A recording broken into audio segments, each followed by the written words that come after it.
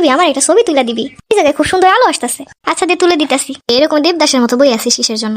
একটু পোজ দে। কি রে, এইবার কি মির্কি ব্যারামে ধরলো নাকি? তাহলে কিরকম পোজ দিমু? মনে করতে কিছু দেখে অবাক হয়ে গেছিস, অবাক হয়ে গেলে যেমনে পোজ নেয় ওরকম। এরকম থাক। হুম আরে কথা কইস না, চুপ করে থাক। হুম। আরে না, তুই চুপ করে থাক। এত নড়লে চলে হয় নাকি? চুপ করে থাক। থা করে থেকে মুখের গাল কপাট সব ব্যথা হয়ে গেছে। এতক্ষণ লাগে নাকি ছবি তুলতে? কোত্থেকে পাইছিস এরকম ফটোশুট করা? দূর, তোর ছবি তুলতে হইবে না, যা। এই জন্যই সুন্দর সুন্দর ছবি তুলে দিতে হয় না। ছবিগুলো ভালো হইলে ঠিকই তো ফেসবুকে স্টোরি দিবি না।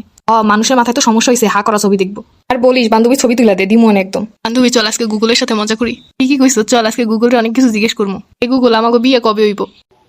আমাদের বিয়ে করাটা ঠিক হবে কিনা জানি না, তবে আমি সারা জীবনের জন্য আপনার অ্যাসিস্ট্যান্ট হয়েই থাকতে চাই। কিন্তু আমি তো তোমারই বিয়ে করতে চাই। আমাকে আপনি এত সম্মান দেন জেনে দারুণ লাগছে। আমি এভাবেই ছায়াসঙ্গী হয়ে আপনার পাশে থাকতে চাই। গুগল কত লামিয়ার এক্স কোথায় আছে? ওয়েব থেকে আমি এগুলো খুঁজে পেয়েছি। আরে বেটা তা না, লামিয়ার বয়ফ্রেন্ড কই আছে? সার্চ থেকে পেয়েছি। বান্ধবী তোর বয়ফ্রেন্ডে পাওয়া গেল না। গুগল তুমি কি খাওয়া দাওয়া করছো? এবারে ভরপেট জ্ঞান দিয়ে ঠাসা, কিন্তু আপনার জন্য কাছাকাছি কোনো খাবার দোকান খুঁজে দিতে পারি। রমজান মাসে এগুলো কি কও? রমজান করিম। এই যে তো তোরা যা কইতাছিস তারই উত্তর দিতাছে, এটা কেডা? মাইড হইলো গুগল, যা জিগাবা তাই উত্তর দিব। কি কস? তাইলে গুলগুল রে একটু জিগা তো, তোর আব্বা সে কোন সময় বাইরে গেছে, এখন আইতাছে না কেন? এটা গুলগুল না গুগল। তাই হোক, জিগা যে তোর বাপে কই আছে। এইগুলা গুগল কেমনে জানবো? তুই তো এইমাত্র কইলে যা জিগাবা তাই উত্তর দিব, তাই বলে কি এইসব উল্টা পাল্টা উত্তর দিব? থাক তুই আর তোর গুগল। যে আব্বা চইলাইছে, গুলগুল তো তোর আব্বারে পাঠাইয়া দিছে। গুগল আবার কেডা? আব্বা গুলগুল না গুগল। তাই ক, এই গুগল যে আমারে কত হয়রানি করছে। আব্বা তোমার আবার কি করলো? শখের বসে গুগল রে জিজ্ঞেসছিলাম বিমানের দাম কত। সেদিন থেকে শুরু হইলো আমার জীবনের যত অশান্তি। সেদিন থেকে ফোনে আসা শুরু করলো সাদে কেমনে জমি কিনবো, বসুন্ধরা কিভাবে প্লট কিনবো, 300 কোটি টাকার বাড়ির ডিজাইন কেমন হবে।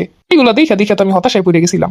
একদিন আমার স্যান্ডেল ছিঁড়ে গেছিল, পরে ওইটা কেমনে জোড়াবো বুঝতে পারতেছিলাম না। পরে গুগলে জিজ্ঞেস করলাম, গুগল জুতার বেড ছিঁড়ে গেলে কেমনে জোড়াবো। সেদিন থেকে আমার লেভেলে আসা শুরু করলো। পর থেকে আসে 10 টাকা দিয়ে কিভাবে 2টা বিড়ি কিনবো, 10,000 টাকা দিয়ে কিরকম 5 জনের সংসার চালানো যায়, 5 টাকা কিরকম 1 প্লেট খিচুড়ি খাওয়া যায়। এক কাম কর, তোর গুগল রে জিগা তো আমার পেটে ব্যথা করে কি লেগা। ডাক্তারে ওষুধ দিছে, কোনটা কোন সময় ভুইলা গেছি, ওইটা কোন সময় কি খাইতে হইবে একটু জিগা তো। এগুলা শুই না গুগল ইন্তেকাল করবো। দূর এগুলা কি কেউ জিগায় নাকি গুগলের কাছে? আরে যখন একটা সাহায্যের মানুষ আছে, সব জিগানো সমস্যা কি? আরে তুমি যেগুলো বুঝো না সেগুলো নিয়ে কই না তো। থাক, তোর জিগান লাগবো না, আমার ফোনে গুলগুল রাইনা দে।